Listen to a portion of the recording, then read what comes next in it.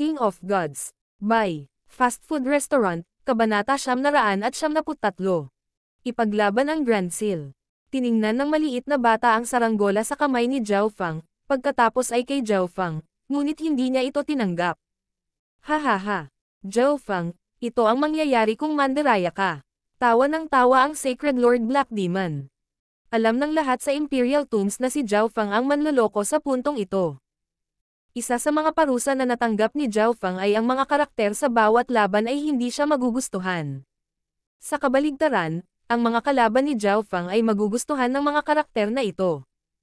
Ang mga eksperto na nakipag-away kay Zhao Fang dati ay nakapagtapos na nito. Ako lang ang makakakumpleto ng misyon na ito. Ang Sacred Lord Black Demon ay naging isang sinag ng itim na liwanag at lumipad patungo kay Zhao Fang. Kahit na si Zhao Fang ay nagpakawala ng hindi mabilang na mga hayop, kabilang ang Sky-Shaking Golden Apes, sila ay pinaghigpitan ng mga batas ng dimensyong ito. Hindi nila maaaring direktang saktan ang Sacred Lord Black Demon maliban kung sila ay nasa isang laban kung saan pinapayagan ang mga espiritual na alagang hayop. Dahil dito, ang mga Beast Tamers ay karaniwang ang pangalawa sa pinakawalang silbi sa yugtong ito sa likod ng mga doktor. Ganito lang kung paano na-set up ang paglilitis sa Crown Prince. Malaki ang naging bahagi ng mga Beast Tamers at doktor sa ikalawang yugto, kaya't mahigpit silang pinaghigpitan sa yugtong ito. Sa loob ng Imperial Tombs, ang mga prinsipe at quasi-sacred lords ay natigilan lahat. May mangyayaring ganito. Kahit na natapos ng isa ang gawain sa tanawin, hindi sila mananalo. Paano? Zhao Fang. Nanginig ang katawan ng Ninth Prince. Hindi niya inasahan na ganoong pagbabago ang mangyayari sa huling pagpapasya ng laban. Masyadong hindi patas ito. Malinaw na natapos ni Zhao Fang ang gawain. Malakas na sabi ni Old Ying. Ang layunin niya ay marinig siya ng transparent na elder sa langit. Ang ganitong tanawin ay talagang hindi makatwiran. Pagbutihin namin ito sa hinaharap. Bilang hukom, nadama ng transparent na matanda na ang sitwasyong tulad nito ay talagang nakakaapekto sa pagiging patas. Agad na nadismaya ang mga miyembro ng pangkat ng Ninth Prince. Malinaw na hahayaan ng transparent na matanda na magpatuloy ang laban. Mabuti. Sacred Lord Black Demon, mabilis na kunin ang saranggola. Ang 13th Prince, na patuloy na pinipigilan sa yugtong ito, ay nakaramdam ng labis na pagmamayabang. Sa wakas, matatalo si Zhao Fang sa kanyang koponan. Ako lang ang mananalo sa laban na ito. Tumawa ng malakas ang Sacred Lord Black Demon at lumipad patungo kay Zhao Fang nang hindi naramdamang magmadali. Tiningnan ni Zhao Fang ang Sacred Lord Black Demon sa gilid ng kanyang mata. Ikaw lang. Baka sakaling gumana ito. Biglang may naisip si Zhao Fang, at biglang gumalaw ang kanyang Emperor Intent. Sa susunod na sandali, isang malabo na ilusyon ang kumalat sa langit at lupa. Kahit na ang maliit na bata ay isang makina, maaari pa rin itong mag-isip. Nangangahulugan ito na mayroong soul intent sa loob nito. Sa makatuwid, kahit na hindi ito masyadong epektibo, ang maliit na bata ay maaari pa ring maapektuhan ng Tao of the Soul.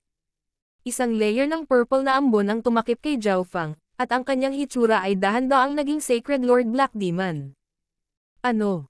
Zhao Fang, gusto mong magpanggap na ako? Tumigil sandali ang Sacred Lord Black Demon, pagkatapos ay agad na bumilis at sumakay sa Illusion Maze Domain ni Zhao Fang. Alam niya kung ano ang sinusubukang gawin ni Zhao Fang. Bagamat ang lahat ng nasa harap niya ay bahagyang malabo dahil sa Illusion Maze Domain ni Zhao Fang, hindi talaga ito nakaapekto sa Sacred Lord Black Demon. Halika, aksidenteng nasira ni Uncle ang saranggola mo. Bibigyan kita ng isang piraso ng candy bilang paghingi ng tawad. Si Zhao Fang ay naging Sacred Lord Black Demon at nagpakita ng isang ngiti habang iniaabot niya ang dalawang item. Sa nakaraang setting kasama ang batang ito, ang mga substandard na God Crystals ay candy. Kung kumuha si Zhao Fang ng isang substandard na God Crystal, tiyak na magbibigay daan ito kay Zhao Fang na manalo ng ilang relasyon sa maliit na bata. Tumigil sandali ang maliit na bata pagkatapos makita si Zhao Fang. Salamat po Uncle. Nang makita niya ang candy, agad niyang kinuha ito at ang saranggola. Paano? Ang Sacred Lord Black Demon ay puno ng panghihinayang, ngunit wala na siyang magagawa pa. Kinuha na ng maliit na bata ang saranggola at ang candy. Panalo, Zhao Fang. Isang mekanikal na boses ang umalangaw-ngaw sa buong sukat. Weng. 10% higit pang Draconic Providence ang pumasok sa Dragon Jade ni Zhao Feng bago siya lumitaw sa Stone Stage ng Ninth Prince. Nanalo siya. Hindi pa nagre-react ang Ninth Prince. Masyadong mabilis ang pag-unlad ng lahat. Brother Zhao. Agad na tumawag ang Ninth Prince. Muli siyang ginulat ni Zhao Feng. Zhao Feng, napakatalino mo. Nagsaya si Zhou Suer at gustong sumugod at yakapin si Zhao Feng. Zhao Feng, magandang trabaho. Maging si Old Ying ay pinagpapawisan nang makita niya ang kalagayan ni Zhao Feng. Ang lahat ay orihinal na inakala na natalo na sila sa laban na ito, ngunit ginulat sila ni Zhao Feng at niloko ang maliit na bata. Sa kabila, tanga ka, ang 13th Prince ay nanginginig sa galit, ngunit maaari lamang siyang magmura. Ang iba pang mga miyembro ay nakaramdam din ng labis na pagkabigo, ngunit hindi sila naglakas loob na isumpa ang Sacred Lord Black Demon. Naging pabaya ako. Hindi ko akalain na magiging ganoon ang alon. Napakasama rin ang pakiramdam ng Sacred Lord Black Demon. Naging pabaya siya dahil akala niya ay garantisadong mananalo siya. Sa labas ng Imperial Tombs, sunod-sunod na hiyawan at tawanan ang umalangaw. Walang nakapag-react sa nangyari bago pa man ito natapos.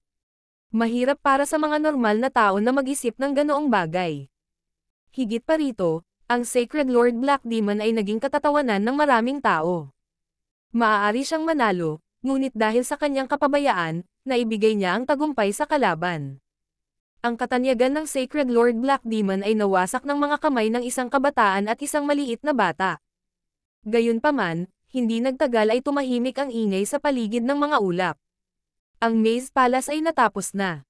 Ang mga nanalo ay ang 4th Prince at ang 9th Prince. Ang transparent na Elder ay nagbigay ng malalim na sulyap patungo sa batong entablado ng 4th Prince. Walang nakakaalam kung sino ang tinitingnan niya. Sa susunod na sandali, isang puting array na ilaw ang kumislap sa paligid ng mga yugto ng bato ng 8th at 13th Princes. Whoosh! Ang dalawang prinsipe at ang kanilang mga koponan ay pinalabas lahat sa Imperial Tombs. Nagsimula ring bumaba ang dalawang yugto ng bato pabalik sa Heaven's Legacy City. Papasok na tayo sa huling yugto, ang labanan para sa Grand Seal. Tunog ng malinaw na boses ng matanda, at nagsimulang kumalat ang isang hindi nakikitang presyon. Sabay na umikot ang mga batong entablado ng dalawang natitirang prinsipe hanggang sa magkaharap sila. Ang gray-white stone tableta ay nagsimulang lumubog sa entablado.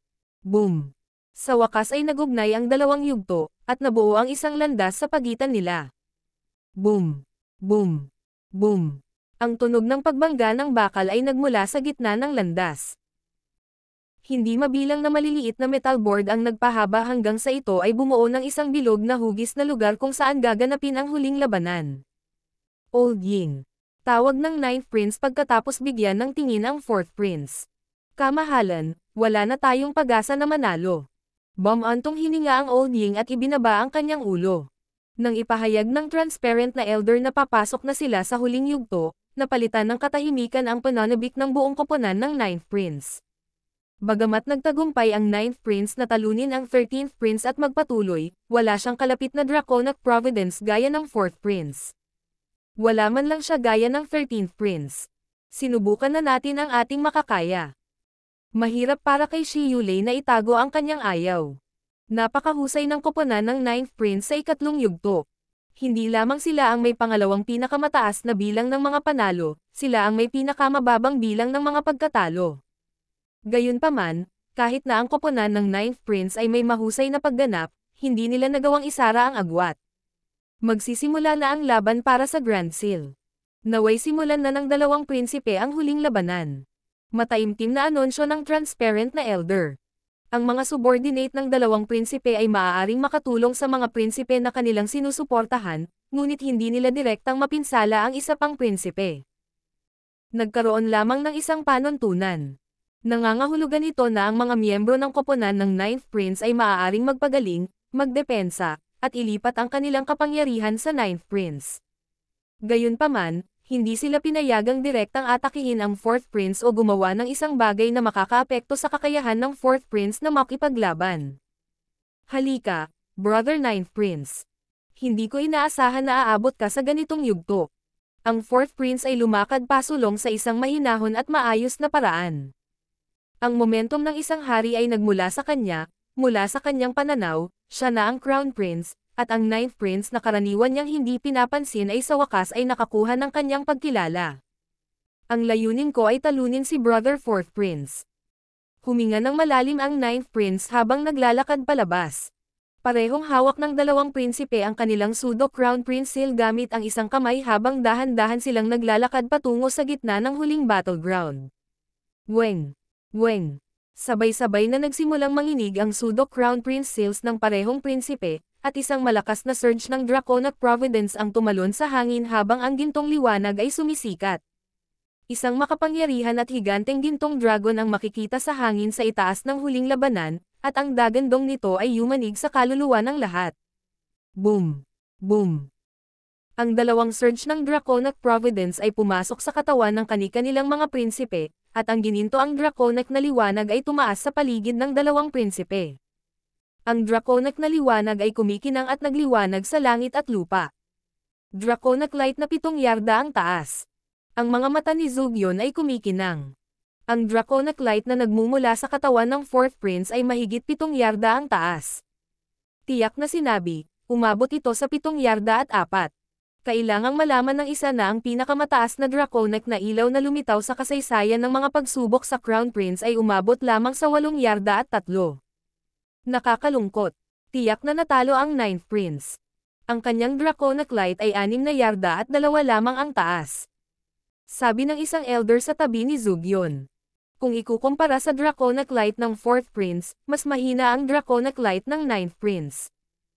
Isang pagkakaiba ng 1 yarda. Tumingin si Old Ying sa dalawang prinsipe. Humanda kang tumulong. Agad na tumawag ang Old Ying. Ang mga miyembro ng pangkat ng mga prinsipe ay pinayagang suportahan ang kanilang mga prinsipe. Bagamat wala silang pagkakataong manalo, hindi umamin ng pagkatalo ang Ninth Prince, kaya't hindi sila maaaring sumuko ng ganoon na lamang. Zhao Feng, nasaan ang iyong mga lumilipad na hayop? Maingat na tanong ni Zhou Suer sa sandaling ito. Noong nakipag-partner siya kay Zhao Feng, alam niya na ibinigay ni Zhao Feng ang ilang nakaw na Dragon Jade sa ilang lumilipad na hayop. Hindi lang niya alam kung gaano karaming Draconic Providence ang naipon ng mga piraso ng Dragon Jade na ito ngayon at kung ito ba ay makakabawas o hindi sa pagitan ng dalawang prinsipe. Hindi na kailangang magmadali. Malumanay na sagot ni Zhao Feng. Weng! Weng! Nang ang Draconic Providence ay naging battle power, ang dalawang prinsipe ay agad na naging mas malakas kaysa sa lahat ng naruroon. Ang Fourth Prince ay nakapasok na sa ranggo ng Sacred Lord sa Imperial Tombs, at kasama ang pagdaragdag ng Draconic Providence ngayon, ang kanyang lakas labanan ay papalapit na sa huling yugto ng Mystic Light Realm. Pinuno ng walang limitasyong presyon ang hangin. Ang battle power ng Ninth Prince sa tapat niya ay halos isang buong antas na mas mababa. Ang Ninth Prince ay nabagabag sa pagsisikap lamang na labanan ang panggigipit ng Fourth Prince. King of Gods, Kabanata 974. Labanan ng Draconic Providence. Ang Ninth Prince ay nabagabag sa pagsisikap lamang na labanan ang panggigipit ng Fourth Prince. Maraming iba't ibang layunin ang biglang lumitaw mula sa likod ng Ninth Prince at tinulungan siyang lumaban sa panggigipit na ito. Soul Sense Spiritual Technique. Gumamit si Old Ying ng isang komplikadong pamamaraan upang magpadala ng mahinang kapangyarihan ng kaluluwa sa kaluluwa ng Ninth Prince. Agad na naramdaman ng Ninth Prince ang lakas ng kanyang kaluluwa, at ang kanyang mga pandama ay naging matalas. Buddhist Seed. Ikanaway ni Zhou Suer ang kanyang kamay, at dahan-daang lumutang ang isang kumikinang na berdeng buto patungo sa Ninth Prince. Ang pamamaraan na ito ay maaaring patuloy na magpagaling sa iyo, at ito ay epektibo pa sa kaluluwa. Sinabi ni Zhou Suer sa Ninth Prince tungkol sa paggamit ng pamamaraang ito. Yellow Dragon Defense. Sinindihan ni Shi Yulei ang kanyang bloodline at gumamit ng lihim na pamamaraan. Isang layer ng gumagalaw na madilim na dilaw na ambon ay dahan-daang lumitaw sa paligid ng Ninth Prince. Ito ay malinaw na isang nagtatanggol na sikretong pamamaraan ng Shi family. Ay intent. Wala ring itinago si Zhao Feng. Inikat niya ang kanyang kaliwang mata at nag-iwan ng marka sa kaluluwa ng Ninth Prince. Magagamit na ngayon ng Ninth Prince ang eye intent ni Zhao Feng sa pamamagitan ng markang ito, at maging ang ilan sa mga kakayahan ng God's Spiritual Eye. Agad na naramdaman ng Ninth Prince na ang lahat sa kanyang paningin ay naging 10 beses na mas malinaw. Naging perpekto ang kanyang mga pandama at ang kanyang katumpakan. Maging ang fourth prince sa kanyang harapan ay nagsimulang maging bahagyang transparent. Nakikita niya kung ano ang nangyayari sa loob ng katawan ng fourth prince at kung paano ginagamit ng huli ang kanyang mystic light sacred power. Nadama ng ninth prince na ang kanyang kabuuang lakas ay nadagdagan ng isang buong antas. Boom! Ang ninth prince ay nagpakawala ng kanyang dibdib at tumingin ng diretso sa mata sa fourth prince. Isang hindi nakikitang puwersa ang bumangon at naging sanhi ng pagyanig ng hangin. Mabuti, ang mga miyembro ng iyong koponan ay napakahusay. Sumili ang papuri sa mga mata ng fourth prince. Ang momentum ng ninth prince ay pare-pareho sa kanyang sarili matapos matanggap ang tulong ng kanyang mga miyembro ng koponan. Isang gintong espada na may mga dragon na inukit dito ang lumitaw sa kamay ng fourth prince. Tanggapin mo itong atake ko. Itinaas ng fourth prince ang kanyang espada at nilaslas. Agad na naramdaman ng mga miyembro sa likod ng ninth prince ang kapangyarihan ng isang sacred lord na dumurog. Ang kapangyarihan ng espadang ito ay naglalaman ng napakalalim na sword daw intent. Si Zhou Suer at Su Qingling ay umatras ng ilang hakbang at tumayo sa likod ng lahat. Nakakatakot. Kaya, ito ay Draconic Providence kapag ito ay kontrolado ng isang tunay na imperial. Bulalas ni Jinkai. Ang panggigipit na ito ay hindi man lang nakatutok sa kanya, nakatutok ito sa ninth prince na nasa harapan niya. Higit pa rito, nag-iisang lumalaban ang fourth prince, wala sa mga miyembro ng kanyang koponan ang tumulong sa kanya. Boom! Iginuhit din ng ninth prince ang kanyang sinaunang berdeng espada ng kidlat. Kidlat ang kumikinang sa paligid habang siya ay naglalazlaz. Nagsimulang magtipon ang Draconic Providence sa malapit habang naglalazlaz ang dalawang espada. Bam! Boom! Ang ninth prince ay umatras ng ilang dosenang hakbang bago pinatatag ang kanyang katayuan. Kung hindi dahil sa defensive secret technique ni Shi Yulei, ang healing skill ni Zhou Suer, at ang buff sa kanyang senses at reaction time na ibinigay ni Old Ying at Zhao Fang, malamang na nasugatan na ang ninth prince. Sa kabilang banda, ang fourth prince ay napaatras lamang ng kalahating hakbang mula sa nakakatakot na sagupaan na iyon. Wala naman siyang problema. Napakalakas. Siya lang ang lumalaban sa buong team natin. Bulalas ni Shi Yulei kahit teknikal na hindi lumalaban ang kanilang koponan. Ang fourth prince ay napakalakas na, at siya ay may higit na marahas na pakay kaysa sa ninth prince. Dahan-daang sabi ni Old Ying. Napakalaki ng pagkakaiba ng dalawang grupo. Isa pa, wala pa ring nagawa ang mga miyembro ng koponan ng fourth prince. Little World of Wind Lightning. Biglang pinakawalan ni Zhao Fang ang kanyang Little World of Wind Lightning sa paligid ng ninth prince. Boom! Boom! Boom! Ang kapangyarihan ng kidlat sa Little World of Wind Lightning ay pumasok sa sinaunang berdeng espada ng kidlat ng ninth prince. Kasabay nito, ang munting mundo mismo ang naging kalasag ng ninth prince. Anong malakas na kidlat? Bulalas ng ninth prince. Ang inheritance sacred weapon na nasa kanyang kamay ay isang lightning type weapon, ngunit ang ninth prince ay hindi nag-cultivate ng lightning techniques, kaya hindi niya lubos na nailabas ang kapangyarihan nito. Gayunpaman, sa pagdaragdag ng kidlat ni Zhao Fang, ang kidlat sa loob ng kanyang inheritance sacred weapon ay ganap na na-activate. Naramdaman pa ng ninth prince na ang kidlat ng Little World ni Zhao Fang ay madaling nalampasan ang kidlat sa loob ng kanyang inheritance sacred weapon. Boom! Sa sandaling ito, nagsimulang kumaluskos ang kidlat sa paligid ng Draconic Providence ng ninth prince. Hindi masama. Ang iyong momentum ay naging medyo malakas, ngunit oras na upang tapusin ito. Kalmado ang boses ng fourth prince. Bagamat tumaas ang lakas ng labanan ng ninth prince, wala itong pinagbago.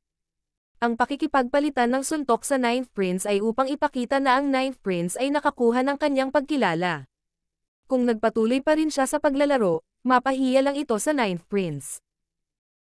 Habang tumutunog ang boses ng fourth prince, nagsimulang i-circulate ng mga miyembro sa likod niya ang kanilang Emperor Intent at Sacred Lord Intent habang gumagamit sila ng mga secret technique para buff ang fourth prince.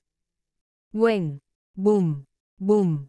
Ang walang limitasyong kapangyarihan ay lumitaw sa paligid ng fourth prince. Maging ang dimensyon ay hindi nakayanan at nagsimulang kumaluskos. Halika! Ang boses ng fourth prince ay umalangaw-ngaw sa kalangitan. Whoosh! Ang ninth prince ay naglazlaz. Isang sinaunang berdeng kidlat na napapalibutan ng draconic na liwanag ang agad na kumislap pasulong. Inilagay ng 4th Prince ang espadang may mga inukit na dragon sa harap ng kanyang dibdib. Boom! Boom! Boom! Ang pag-atake ng 9th Prince ay madaling naharang. Ang walang limitasyong kapangyarihan ng kidlat ay hindi man lang nakalusot sa depensa ng 4th Prince. Sa suporta ng koponan ng 4th Prince, ang mga pag-atake ng 9th Prince ay hindi makakapinsala sa 4th Prince maliban kung sila ay naging mas malakas. Tapusin na natin ito. Ikinaway ng 4th Prince ang kanyang espada at winasak ang atake ng 9th Prince. Bam! Itinaas ng 4th Prince ang kanyang ginintoang espada, at ang lahat ng Draconic Providence sa hangin ay tila naaakit habang ito ay bumubulusok sa espada. Ang ginintoang espada ay tila naging ginintoang araw, at isang malabong ginintoang dragon na naglalabas ng ginintoang apoy ay makikita. Bago pa man pinakawalan ang pag-atake ng 4th Prince, ang 9th Prince at ang mga kasama ay nakadama ng pressure na kasing lakas ng Mount Tai. Gayunpaman, isang sigaw ng agila ang biglang tumunog sa kalangitan. Ang mga normal na agila ay tiyak na hindi makalapit sa larangan ng digmaan ng dalawang prinsipe. Lahat ay nagtaas ng ulo at nakita ang isang maliwanag na ilaw na unti-unting bumabagsak. Iyon ay isang Dragon Jade. Bulalas ng nasa side ng 4th Prince. Ding! Ang piraso ng Dragon Jade ay dumapo sa katawan ng 9th Prince, at ang Draconic Providence sa loob nito ay hinigop ng 9th Prince. Ang Draconic Light sa likod niya ay lumaki ng 0.1 yarda. Saan nanggaling itong Dragon Jade? Na-curious din si Shiyulei. Ang Dragon Jade ay ganap na nakarating sa 9th Prince. Hindi kaya tinutulungan sila ng langit mismo. Woo! Ilang agila pa ang sumigaw. Ding! Tatlo pang maliwanag na ilaw ang dumapo sa 9th Prince. Weng! Boom! Matapos makuha ang Draconic Providence sa loob ng Dragon Jades, ang Draconic na liwanag sa likod ng 9th Prince ay lumaki ng isa pang 0.2 yarda. Dapat ay dahil ito kay Zhao Fang. Ginamit niya ang kanyang mga kakayahan sa pagpapaamo ng hayop at nagbigay ng ilang Dragon Jades sa mga hayop upang mangalap ng Draconic Providence. Paliwanag ni Zugyon sa mga interesado sa likod ng 4th Prince. Ngunit limitado ang Draconic Providence sa loob ng Dragon Jades na iyon. Walang nagbago. Tiyak na sabi ni Zugyon. Walang magbabago sa tagumpay ng 4th Prince. Tama iyan. Ang 4 na piraso ng Dragon Jade ay maaari lamang magbigay ng isang limitadong halaga. Sabi ng isa pang miyembro. Ang Draconic Light ng 9th Prince ay tumaas lamang ng 0.3 yarda, na umabot sa kabuoang 6.5 yarda. Ang pagkakaiba sa pagitan ng Draconic Light ng 9th Prince at ng Draconic Light ng 4th Prince ay parang pagkakaiba pa rin ng langit at lupa. Gayunpaman, pagkatapos niyang sabihin iyon, ang mga sigaw ng mas maraming agila ay umalangaw-ngaw sa malayo. Ding! Ding! Ding! Bam! 5 pang piraso ng Dragon Jade ang nahulog mula sa langit at dumapo sa 9th Prince. Bagamat walang gaanong Draconic Providence sa bawat piraso ng Dragon Jade, mayroong 9 na piraso sa kabuuan sa ngayon. Alam ng lahat ang loika sa likod ng pagdaragdag ng maliliit na halaga. Sa sandaling ito, malapit nang umabot sa 7 yarda ang Draconic Light ng 9th Prince. Paano ito posible? Paano siya magkakaroon ng napakaraming piraso ng Dragon Jade? Bulalas ng isang miyembro ng pangkat ng 4th Prince. Ang mga piraso ng Dragon Jade na ito ay tiyak na kinuha mula sa mga miyembro ng team ng ibang mga prinsipe, ngunit kapag ginamit ng isang prinsipe ang Pseudo Crown Prince Seal para humingi ng tulong, ang mga arrays sa loob ng Dragon Jades ay maa-activate pa rin. Paanong ang lahat ng Dragon Jades na ito ay nasa Imperial Tombs pa rin? Ang Draconic Providence ng 9th Prince ay umabot na sa level ng 4th Prince. Malalim na sabi ng isang miyembro ng pangkat ng 4th Prince. Sa kabilang banda, kahit na hindi nila alam kung bakit napakaraming piraso ng Dragon Jade ang biglang dumapo sa 9th Prince, ang 9th Prince at ang iba pang miyembro ay nagulat at nasasabik. Ang Dragon-Winged Eagles ay biglang lumipad papunta kay Zhao Fang at nawala. Brother Zhao. Bahagyang nanginig ang puso ng 9th Prince. Hindi niya inaasahan na ganito ang inihanda ni Zhao Fang. Ngayon na ang dami ng Draconic Providence na mayroon siya ay napakalapit na sa 4th Prince, ang pakikipaglaban ay hindi na nawawalan ng pag-asa. Naramdaman ng 9th Prince ang pagkulo ng kanyang dugo. Si Zhao Fang ay may kalmadong ekspresyon. Siya ay orihinal na may 10 Dragon-Winged Eagles, ngunit isa sa kanila ang nawala habang nagtitipon ng Draconic Providence. Ang 4th Prince ay pinanood ang lahat ng ito nang walang sinasabi. Kahit na nadagdagan ang Draconic Providence ng 9th Prince mula sa 9 na piraso ng Dragon Jade na ito, hindi pa rin siya natakot. Isang tao sa likod ng 4th Prince ang biglang tumawag. May Dragon Jades pa. Agad na tumingin ang lahat sa malayo, at sa wakas ay nagbago ang ekspresyon ng 4th Prince. Sa pagkakataong ito, hindi Dragon-Winged Eagles ang lumilipad, kundi ilang iba pang lumilipad na hayop. Ding! Ding! Bam! 3 piraso ng Dragon Jade ang dumapo sa 9th Prince, at ang Draconic na liwanag sa likod niya ay tumangkad. Parehong umabot sa 7.4 yarda ang Draconic Light ng 4th Prince at 9th Prince. Dahil si Zhao Feng ay nagpadala ng 3 lumilipad na hayop na ito ng mas maaga kaysa sa mga agila, sila ay nakakuha ng bahagyang mas mabagsik na Providence. Tapusin na natin ito. Malalim ang boses ng 4th Prince habang humahampas siya ng kanyang espada. Ang 9th Prince ay may parehong dami ng Draconic Providence na tulad niya ngayon, ngunit ang 4th Prince ay mayroon pa ring ganap na kalamangan sa base strength. Isang gininto ang kislap ng liwanag ng espada ang tumama patungo sa 9th Prince tulad ng isang sinaunang gininto ang dragon. Woo! Nang bumaba ang espadang ito, itinapon ng 2 lumilipad na hayop sa di kalayuan ang Dragon Jade sa kanilang mga kuko patungo sa 9th Prince. May orihinal na 3, ngunit ang isa sa kanila ay naaksidente ng mang-alap ng Draconic Providence. Bam! Kumalat ang walang limitasyong kapangyarihan ng kidlat at Draconic Providence. Ang espada ng 9th Prince ay nagpakawala ng walang kapantay na puwersa na nakalusot sa atake ng 4th Prince. Mabuti. Magiging kawili-wili ito. Nag-alab sa mga mata ng 4th Prince ang hangarin sa pakikipaglaban, ngunit siya ay orihinal na mas malakas at mayroon pa ring suporta ng kanyang mga miyembro ng koponan, kaya ang kanyang kabuoang lakas sa pakikipaglaban ay bahagyang mas malakas pa kaysa sa 9th Prince. Woo! Gayunpaman, nang matapos magsalita ang 4th Prince, ang sigaw ng isa pang ibon ay umalingaw-ngaw sa kalangitan at nagpang-inig sa kanyang puso. King of Gods, Kabanata 995. Grand Seal. Hindi lamang ang puso ng 4th Prince ang nayanig. Nanginginig din ang puso ng bawat miyembro sa likod niya. Shua. Ang isang normal na mukhang itim na kulay na agila na nagniningning ng isang sinaunang at mabigat na aura ay naghagis ng isang piraso ng Dragon Jade, at itong Dragon Jade ay kumikinang sa liwanag na parang ito ay isang purong puting kristal. Ang matandang agila na ito ay isang hayop na inalipin ni Zhao Feng sa Ancient Dream Realm. Dahil ito ay nagmula sa lugar na iyon, ito ay may malaking kalamangan sa dimensyong ito at maaaring pumasok sa mas mapanganib na mga lugar upang magtipon ng Draconic Providence. Sa makatuwid, ang piraso ng Dragon Jade na ito ay naglalaman ng pinaka-Draconic Providence sa ngayon. Boom! Ang Draconic na liwanag sa likod ng 9th Prince ay umungal at muling tumaas. Isang gintong kidlat na dragon ang dahan-daang bumangon sa likuran niya, at ang kapangyarihan nito ay mas malakas kaysa dati. Ang koponan ng 9th Prince ay mas nasasabik kaysa dati. Ang kanilang dugo ay kumulo matapos makaranas ng malaking pagtaas pagkatapos ng isang malaking pagkahulog, at sila ay nagkaroon din ng pagnanais na sumali sa labanan. 8 yarda. Bulalas ng isang miyembro sa likod ng 4th Prince. Paano ito posible? Mababa ang tono ni Zhugyun habang nagtatanong. Ito ang 15 piraso ng Dragon Jade. Nakita nila si Zhao Feng na kumuha ng hindi bababa sa 10 piraso ng Dragon Jade mula sa 3 prinsipe, at si Shen Jizi, na dalubhasa sa arrays, ay maaaring binago ang mga ito para pigilan ang kanilang teleportation array na hindi ma-activate. Gayunpaman, kahit na mayroon silang napakaraming Dragon Jades, wala itong kabuluhan. Ang Dragon Jade na inihatid ng matandang itim na agila na ito ay naglalaman ng malaking halaga ng Draconic Providence. Kahit na ginawa ni Zhao Feng ang halimaw na ito na magtipon ng Draconic Providence sa simula pa lang, hindi ito makakaipon ng marami. Napakaraming mga hinala at tanong.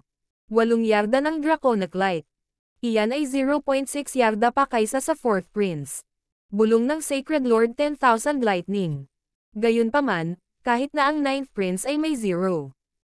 6 na yarda na mas Draconic na ilaw kaysa sa 4th Prince, ang 9th Prince ay wala pa ring kalamangan.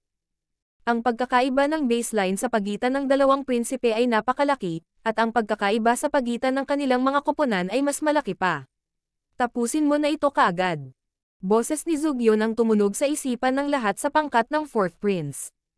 Nagbago ang lahat dahil kay Zhao Fang. Mula sa pag-atake sa mga lungsod hanggang sa gumagalaw na Maze Palace hanggang sa pakikipaglaban para sa Grand Seal, maaaring baguhin ni Zhao Fang ang tubig ng mag-isa. Tiningnan ni Zhou Yun ang kalmadong ekspresyon ni Zhao Fang at biglang nawalan ng kumpiyansa. Ang Grand Seal ay magiging akin. Itinaas ng Fourth Prince ang kanyang gintong espada at tinipon ang lahat ng kanyang Draconic Providence. Kasabay nito, maraming imahe at liwanag ang pumuno sa langit at lupa sa paligid niya. Ito ang mga pansuportang kakayahan at depensa na ibinigay sa kanya ng mga miyembro ng kanyang koponan. Ang Fourth Prince ay sumulong, at ang Draconic Providence sa paligid niya ay sumayaw sa tabi niya. Tumalon din sa ere ang Ninth Prince. Sa sandaling ito, siya ay nagkaroon ng higit na Draconic Providence kaysa sa Fourth Prince at hindi siya natakot sa kanya. Ding! Boom! Nagsagupaan ang dalawang espada. Ang kidlat at gininto ang liwanag ay kumikinang sa langit at lupa. Brother, sinorpresa mo ako. Ang Fourth Prince ay may pangit na ekspresyon. Ngayong seryoso na siyang nakikipaglaban sa Ninth Prince, napagtanto niya na ang paggamit ng Draconic Providence ng Ninth Prince ay umabot sa isang napakatumpak na antas. Higit pa rito, napakalalim din ang estilo ng Opens Hiba ng Ninth Prince. Bakit ganito? Bulalas ng mga eksperto sa likod ng Fourth Prince. Ang Ninth Prince ay mayroon lamang 0.6 yarda na mas draconic na liwanag kaysa sa Fourth Prince, ngunit sila ay magkaparehas na ngayon sa isa't isa. Kailangang malaman ng isa na ang Fourth Prince ay isang Sacred Lord na samantalang ang Ninth Prince ay halos isang quasi-Sacred Lord. Brother Fourth Prince, ikaw ang target na malalampasan ko. Kumikislap ang mga mata ng Ninth Prince habang kumukulo ang dugo sa kanyang puso. Ang kakayahang tumulong na ibinigay sa kanya ni Zhao Fang ay nagbigay daan sa Ninth Prince na kontrolin ang lahat ng tumpak. Ito ang dahilan kung bakit mas mahusay niyang makontrol ang Draconic Providence, na isara ang agwat sa cultivation sa pagitan ng Fourth Prince at ng kanyang sarili. Higit pa rito, mahuhulaan pa ng Ninth Prince kung anong uri ng pamamaraan ang gagamitin ng Fourth Prince sa pamamagitan ng pag-inspeksyon sa kanyang mga aksyon at kung paano niya ginalaw ang kanyang True Yuan. Mukhang tumaas sa isang iglap ang battle power ng Ninth Prince. Nagulat si Old Ying. Kilalang kilala niya ang Ninth Prince, at masasabi niyang kakaiba ang pamamaraan ng Ninth Prince at kayang kontrahin ang Fourth Prince sa isang tiyak na antas. Zhao Fang, ang galing mo talaga. Pinuri ni Shi Yulei si Zhao Fang. Ang tubig ay ganap na umikot. Ang Ninth Prince ay mayroon na ngayong hindi bababa sa 50% pagkakataon na maging Crown Prince. Nagsimulang kumalat ang kaguluhan sa buong Great Gunlord Dynasty. Hindi mabilang na mga eksperto at puwersa ang hindi makapaniwala sa nakikita ng kanilang mga mata.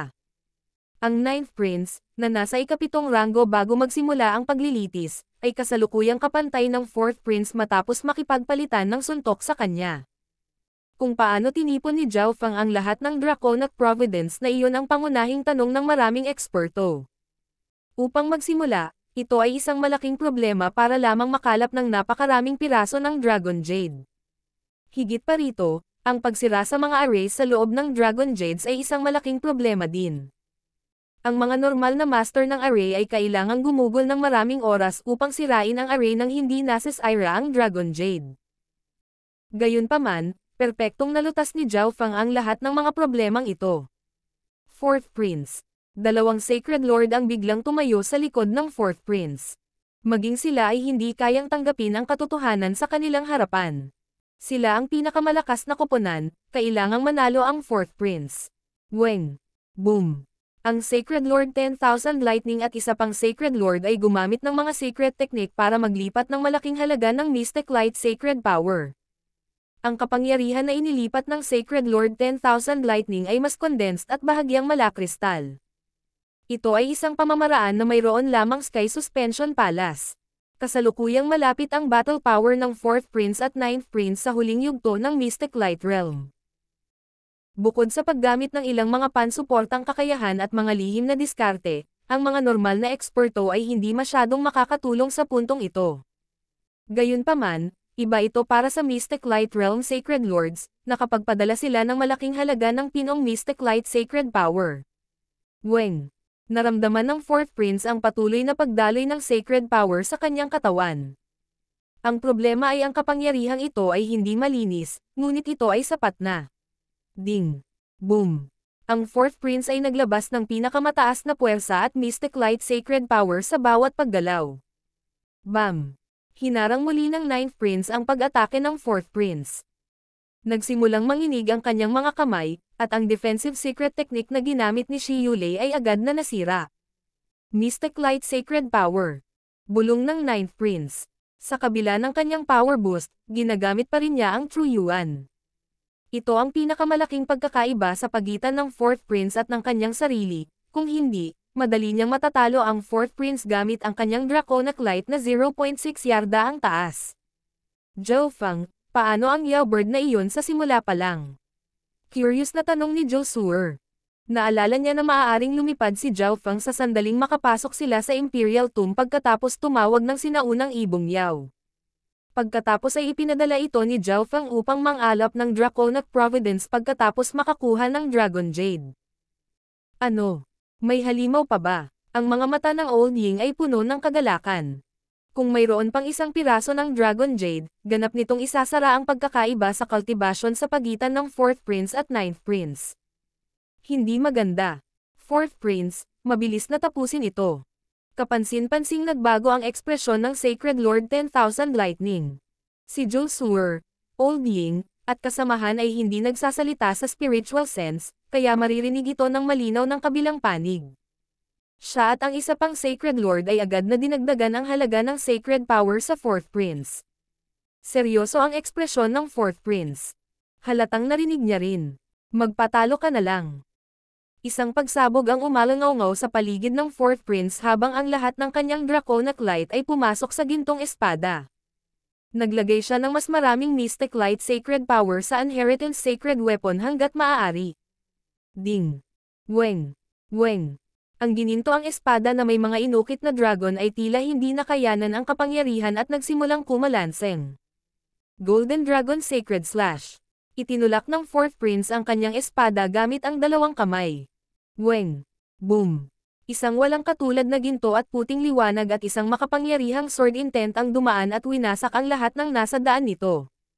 Maging ang hangin ay nagsimulang umikot. Ninth Prince. Hindi maganda. Agad na bulalas ng Old Ying. Ang lakas ng pag-atake ng Fourth Prince ay nalampasan ang pag-atake ng isang normal na late stage na Mystic Light Realm. Siya ay pinagsama ang Mystic Light Sacred Power ng tatlong Sacred Lords. Nanginginig ang boses ni Shi Yulei. Ang mga Sacred Lords sa likod ng Fourth Prince ay gumagamit ng espesyal na paraan para ipadala ang kanilang Mystic Light Sacred Power, kaya nagkaroon siya ng tatlong halaga ng kapangyarihan ng mga Sacred Lords kasama na ang kanya. Ito ay darating. Ang mga mata ni Zhou Feng ay kumislap habang siya ay mahinang mamulong. Gayunpaman, sa sandaling ito, ang lahat ay ganap na naaakit sa buong pag-atake ng Fourth Prince. Ang kapangyarihan mula sa pag-ataking ito ay sumasakop sa lahat. Tanging ang Ninth Prince lamang ang nakakaramdam ng isang malakas na surge ng Draconic Providence na biglang lumapit sa kanya. Halika! Bago pa man makarating ang piraso ng Dragon Jade sa Ninth Prince, pilit niyang ipinakalat ang isang lihim na pamamaraan ng Imperial at hinigop ang Draconic Providence sa loob nito. Weng! Boom! Boom! Ang nakamamanghang Golden Dragon Sacred Slash ay dumaong sa Ninth Prince nang tumunog ang dagandong ng isang dragon. Ang draconic na liwanag sa likod ng Ninth Prince ay nagsimulang tumaas muli. 8 at 1 yarda. 8 at 2 yarda. 8 at 3 yarda. 8 at 5 yarda. Boom! Pinalibutan ng Draconic Providence ang Ninth Prince, at ang kanyang sinaunang berdeng espada ng kidlat ay hamampas pasulong na may walang katulad na kapangyarihan. Pang! Boom! Ang walang katulad na pag-atake na nasa harapan niya ay nabasag, at isang walang limitasyong pag-atake ng Draconic Force ang kumalat mula sa Ninth Prince. Boom! Ang Fourth Prince, na nagpakawala lamang ng kanyang buong kapangyarihan at inakala na siya ang nanalo, ay agad na itinapon pabalik ng ilang yarda sa lupa. Sa sandaling ito, ang kapangyarihan ng Ninth Prince ay lubos na nahihigitin siya. Nakaramdam siya ng kaguluhan sa pagsisikap na lumaban-laban sa panggigipit nitong layunin. Boom! Ang Ninth Prince ay naglaslas gamit ang kanyang espada at binasag ang Pseudo Crown Prince Seal sa likod ng Fourth Prince. Weng! Sa kabilang banda, ang kanyang Pseudo Crown Prince Seal ay agad na naglabas ng walang limitasyong gintong liwanag. Hindi mabilang na mga gininto ang linya at dragon ang nakapalibot sa maliit na gintong selyo, at isang misteryoso at sagradong kapangyarihan ang nagsimulang gumawa sa loob ng selyo. Grand Seal. Nabuo. Puting liwanag ang kumikinang sa mga mata ng matanda. Kasabay nito, isang higanteng puting hanay ang kumalat sa mga yugto ng bato at sa larangan ng digmaan sa himpapawid. Weng. Sa susunod na sandali, ang dalawang prinsipe at ang kanilang mga miyembro ng koponan ay bumalik sa Great Gun Imperial Palace. Opisyal nang natapos ang paglilitis sa Crown Prince. Ang Great Gun Imperial Palace ay tumahimik sandali bago pumutok sa ingay na ikinagulat ng langit at lupa. Nanalo ang Ninth Prince. Hindi ko man lang nakita kung paano umikot ang tubig sa dulo. Anong nangyari? Nakita ko lang ang draconic light ng Ninth Prince na mabilis na tumaas sa dulo. Dahil medyo malabo ang mga imahe mula sa liwanag ng walang katulad na pag-atake ng Fourth Prince, halos walang nakakita kung paano nanalo ang Ninth Prince. Gulat na gulat pa rin ang ibang mga prinsipe sa malaking bulwagan. Natalo ng Ninth Prince si Brother Fourth Prince. Hindi makapaniwala ang Seventh Prince. Paano ito posible? Nanalo ang Ninth Prince. Kalokohan, ang Zhao Feng na iyon. Nanginig ang katawan ng 13th Prince at naging masama ang ekspresyon nito. 9th Prince, Zhao Feng. Magandang trabaho. Agad na tumayo si Duke Nanfeng at umungal habang nagsimula siyang pumalakpak. Nagulat, nagalit, o nalungkot ang ilang puwersa ng Lord Dynasty at nasa ulap. Maraming mga dalubhasa at mga prinsipe ang bumantong hininga ng hindi sinasadya. Walang nagbigay pansin sa isang nakatagong pagdagsa ng masamang hangarin na pagpatay sa isang sulok. Hihihi, hindi ko akalain na ito ang Ninth Prince. King of Gods, Kabanata 976. Assassination sa Imperial Palace. Ang Fourth Prince, ang Ninth Prince at ang kanilang mga miyembro ng koponan ay lumitaw sa stone tablet. Sa sandaling lumitaw ang Seal of the Crown Prince, isang surge ng draconic providence ang dumaan sa dimensyon, at ang liwanag mula sa mga yugto ng bato ay nagsimulang maglaho. Nawala rin ang puting ilaw sa malapit. Whoosh! Ang batong tableta ay naging isang bahid ng liwanag at bumalik sa malaking bulwagan ng Imperial Palace. Ang paglilitis sa Crown Prince ay natapos na. Ang Ninth Prince ang magiging Crown Prince sa ngayon. Isang boses ang umalangaw mula sa kaibuturan ng malaking bulwagan. Hindi ko akalain na ang mananalo ay ang aking ika-9 na anak, si Zihang. Maging ang Sacred Emperor ay nagulat. Personal niyang tinulungan ang 13th Prince, ngunit natalo pa rin siya ng 9th Prince. Ang 4th Prince, na siyang pinakamalakas na prinsipe, ay natalo rin ng 9th Prince. Ang Sacred Emperor ay hindi gaanong pamilyar sa kanyang ika-9 na anak. Sa kabilang banda, sumilay ang galit sa mga mata ng Sacred Empress habang nakatingin siya sa 9th Prince at Zhao Feng. Bagamat natapos na ang paglilitis sa Crown Prince, ang Great Gun Imperial Palace ay mas maligaya kaysa dati. Idinaos ng Imperial Palace ang seremonya para sa pagtatalaga ng Crown Prince sa mismong araw na iyon. Ang lahat ng puwersa ay may tiyak na bilang ng mga tao na maaaring makapasok sa Imperial Palace. Ang 9th Prince ay lubhang abala sa panahon ng seremonya. Hindi mabilang na puwersa ang nagpadala sa kanya ng mga regalo at binati siya. Maging ang mga miyembro ng imperial na pamilya na karaniwang malamig sa 9th Prince ay lumapit na may mga ngiti sa kanilang mga mukha. Zihang, alam kong masisindek mo kaming lahat. Isang imperial elder ang lumapit at nagsalita. Binabati kita, Brother 9th Prince. O teka, dapat kitang tawaging Crown Prince ngayon. Pumunta ang 7th Prince at uminom ng isang tasa ng alak. Kahit na ang ibang mga prinsipe ay kailangang magpakita ng kanilang suporta sa 9th Prince ngayon. Sa hinaharap, maaaring ito na ang 9th Prince na naging Sacred Emperor. Sa sandaling iyon, ang buhay ng iba pang mga prinsipe ay nakasalalay sa kanya. Bukod sa 9th Prince mismo, lahat ng puwersa at miyembro ng team na sumuporta sa kanya para maging Crown Prince ay sobrang abala din sa seremonya. Sa sandaling ito, ang ilan sa mga kinatawan mula sa Shi family ay tuwang-tuwa na ang kanilang mga bibig ay hindi man lang maisara ang kanilang mga bibig habang sila ay humarap sa iba pang mga puwersa. Ang Shi family ay nakatakdang bumangon ngayon. Brother Shi, hinangaan ko ang pagganap mo sa paglilitis ng Crown Prince. Isang henyo mula sa isa pang superpower ang bumati kay Shi Yulei. Sa ibang lugar, ang Grand Duke Lance Palace, kung saan bahagi si Su Qingling, ay kasama ng mga kinatawan ng iba pang Grand Duke Palaces. Maraming tao ang nagtanong tungkol sa status ng kasal ni Su Qingling. Bagamat si Zhao Fang ay wala ng matagal sa Continent Zone, may masamang reputasyon, at hindi kilala ang maraming puwersa, hindi mabilang na mga eksperto ang dumating upang batiin din siya. Pagkatapos ng lahat, makikita ng sino man na ang tanging dahilan kung bakit maaaring maging Crown Prince ang 9th Prince ay dahil sa tulong ni Zhao Fang. Higit pa rito, si Zhao Fang ay napakalakas sa kanyang sarili at may sariling puwersa. Zhao Fang, alam kong malaki ang gagawin mo. Ngumiti si Xin Huang at naglakad palapit. Swerte lang ako. Ngumiti si Zhao Fang. Iniwasan niya ang ilang taong hindi niya kilala at naglakad patungo sa Xin Huang. Brother Zhao, masyado kang mapagpakumbaba. Umiling si Xin Huang. Masasabi ng isang tao na ang 4th Prince ay ganap na natalo dahil sa 16 na Dragon Jades na mayroon si Zhao Fang. Medyo alam ni Xin Huang ang tungkol sa array, ngunit kahit siya ay hindi kumpiyansa na kaya niyang sirain ang teleportation array sa loob ng mga ito nang hindi sinisira ang Dragon Jade mismo. Higit pa rito, ang ideya ni Zhao Fang sa pag-iipon ng Draconic Providence ay tiyak na ipinatupad sa simula pa lang, kaya makikita ng lahat kung gaano siya ka-farsighted. Nagbibiro si Brother Xin. Hindi tumanggi si Zhao Fang. Sa totoo lang, walang alam si Zhao Fang tungkol sa array, ngunit ang isa sa mga kakayahan ng kanyang Golden Eye ay ang disintegrasyon, na perpektong nakalutas sa problema. Hanggat naiisip niya kung aling bahagi ang teleportation array, magagamit ni Zhao Fang ang kanyang kakayahan sa disintegration upang sirain lamang ang istrukturang iyon ng array, na ginagawang imposibleng gamitin. Maaaring mahirap ang ganoong bagay para sa array grandmasters, ngunit napakasimple para kay Zhao Fang. Zhao Fang, binabati kita. Dahan-daang lumakad ang nakapulang si Tai Litian. Bagamat sinuportahan ng Tai family ang 4th Prince, na natalo dahil kay Zhao Fang, ang pagpapakita ni Zhao Fang ay naging dahilan ng kanilang pagbibigay ng malaking kahalagahan sa kanya.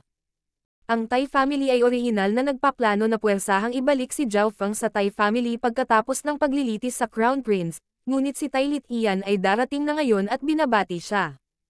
Zhao Fang, gumawa ka ng isang malaking palabas sa oras na ito. Ngumiti si Duke Nanfeng at bumati din. Siya ay orihinal na nagpaplano lamang na gantihan si Zhao Fang ng isang pabor, at hindi niya inaasahan na ang 9th Prince ay talagang magiging Crown Prince. Sa halip na bayaran ang kanyang orihinal na pabor, may utang pa siya ngayon. Pagkatapos harapin ang lahat, pumunta si Zhao Fang sa mga miyembro ng Ocean Smoke Pavilion. Grand Elder. Masayang sabi ni Bi Qingyu. Ang Ocean Smoke Pavilion ay isang 3-star power, at ngayong nanalo na ang 9th Prince, ang Ocean Smoke Pavilion ang magiging pinuno ng rehiyon ng karagatan. Sa proteksyon ng Draconic Providence ng Lord Dynasty, naniniwala si Bi Qingyu na mabilis niyang mapalawak ang Ocean Smoke Pavilion sa antas na gusto ni Zhao Fang. Maaari kayong bumalik pagkatapos ng seremonya. May ilang problema pa rin sa Continent Zone na kailangang asikasuhin ni Zhao Fang, kaya hindi pa siya makakaalis. Bagamat bahagyang nadismaya si Bi Qingyu, agad siyang nagpakita ng mapayapang ngiti. Nagtanong si Zhao Fang tungkol sa sitwasyon tungkol sa Ocean Smoke Pavilion at kung paano darating ang Assassination Organization. Kasabay nito, ibinigay niya ang isang malaking halaga ng mga mapagkukunan kay Bi Qingyu. Kakasimula pa lang ng Assassination Organization, at ang kayamanan ng Ocean Smoke Pavilion ay hindi maikukumpara sa ilang mas lumang puwersa. Kung nais nilang mabilis na palawakin, kakailanganin nila ng malaking halaga ng mga mapagkukunan. Ito ang isa sa mga pangunahing dahilan kung bakit hindi pinili ni Zhao Fang na palakasin ang kanyang bloodline sa Heaven's Legacy City. Gayun din, kapag bumalik ka, ipadala sa akin ang lahat ng impormasyon tungkol sa may-ari ng Eye of Samsara. Biglang sabi ni Zhao Fang. Sa ibang sulok ng palasyo. Chener, huwag kang panghinaan ng loob. Ikaw ay bata pa. Sa mga tuntunin ng karanasan, halatang mas marami ka kaysa sa mga brother mo. Isang makapangyarihang lalaki ang umaliw sa 13th Prince. Sobrang ayaw ko lang. Bakit ang 9th Prince ang naging Crown Prince? Sabi ng 13th Prince sa malambing na boses. Hihihi, baka siya na ang Crown Prince ngayon, pero sino ang nakakaalam kung makakaupo siya doon? Ang makapangyarihang lalaki ay nagpakita ng isang masamang ngiti at nag-message. Nag-iba ang ekspresyon ng 13th Prince habang nakatingin sa kanyang tiyuhin. Ang upuan ng Crown Prince ay hindi ganoon kadaling umupo. Matalim ang tingin ng makapangyarihang lalaki. Ganito talaga ang kaso. Ilang taon pa ang natitira hanggang sa magretiro ang Sacred Emperor. Ang panahong ito ay isang pagsubok para sa Crown Prince.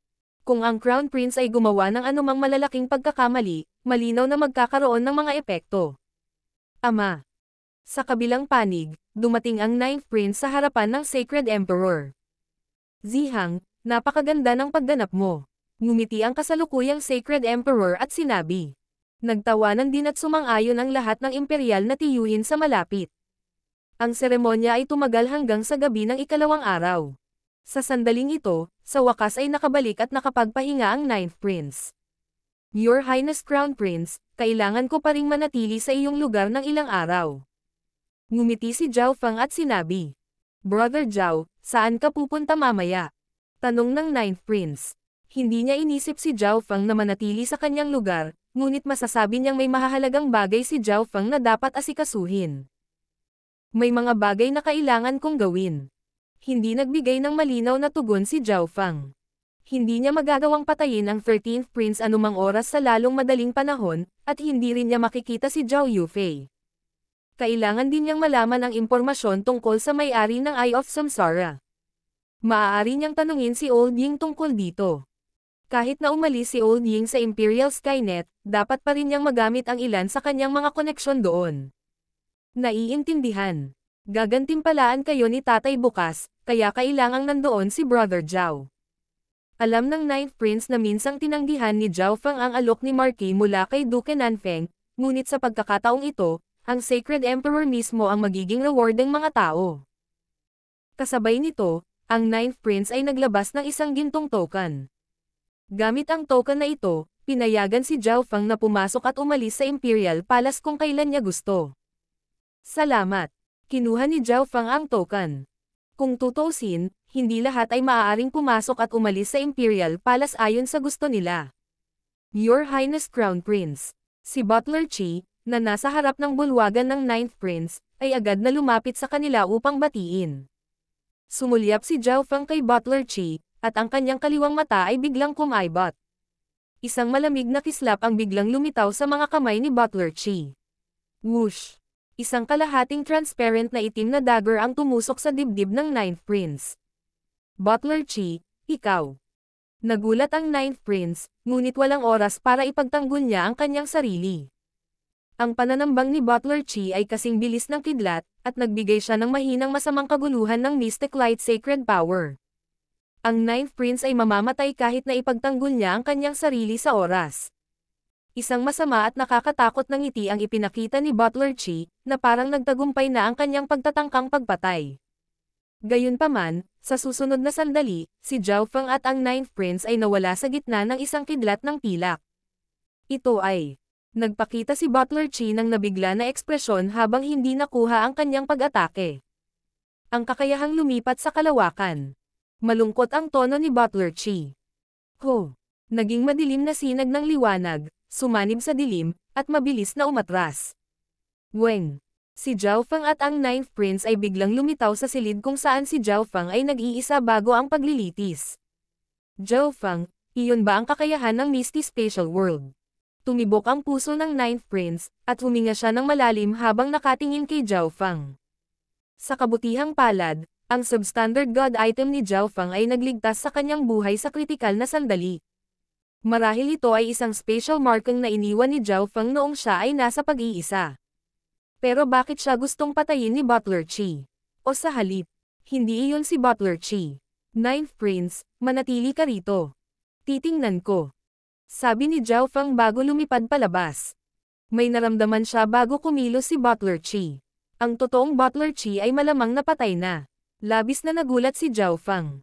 Sino ang maglalakas loob na pumasok sa Imperial Palace at pumatay sa taong naging Crown Prince? Unang inisip ni Zhao Feng ang 13th Prince. Ang 13th Prince ay nagmamadaling subukan ang isang bagay na tulad nito. Higit pa rito, ang taong ito ay napakalakas. Mabilis na lumipad si Zhao Feng sa Imperial Palace.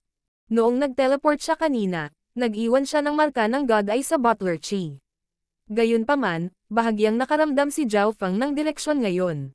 Nangangahulugan ito na natuklasan na ito ng assassin at gumagamit ng isang pamamaraan upang sugpuin ang God Eye Mark ni Zhao Feng. Hindi ko inaasahan na may ganoon siyang kakayahan. Malungkot at puno ng puot ang ekspresyon ng Peking Butler Chi habang mabilis siyang lumipat sa Imperial Palace. Hindi siya naramdaman ng mga gwardya. Ho! Hinabol ni Zhao Feng ang God Eye Mark. Sino ta? Walang sino man ang pinapayagang lumipad sa loob ng Imperial Palace. Umungol ang pinuno ng grupo ng mga gwardya. May isang assassin. Inilibot ni Zhao Feng ang kanyang God Eye at naglabas ng surge ng Eye Bloodline Power, na lumikha ng ondulasyon mula sa loob ng kaluluwa ni Butler Chi. Naramdaman ng lahat ng gwardya na may sira. Higit pa rito, kilala nilang lahat si Zhao Feng. Assassin. Saan? Naalarma ang lahat ng mga gwardya sa loob ng Imperial Palace. Gago, ang brat na ito. Nagsimulang umikot ang mukha ng Peking Butler Chi. Bahagyang nakikita ng isa ang isang mukha na may itim na kaliskis sa buong paligid. Hindi na ako makakatakas. Ang Peking Butler Chi ay nagpahayag ng kawalang pag-asa nang bigla siyang huminto. Sabay tayong mamatay, brat na masyadong nakikialam sa negosyo ng ibang tao. Malalim at puno ng puot ang boses ng Peking Butler Chi habang pabalik siya kay Zhao Feng. Ho! Whoosh! Mabilis na kumilos ang Peking Butler Chi at dumating sa harap ni Zhao Feng sa isang iglap. Isang transparent na itim na dagger na nagawang ganap na baliwalain ang paglaban ng espasyo na nakasaksak kay Zhao Feng.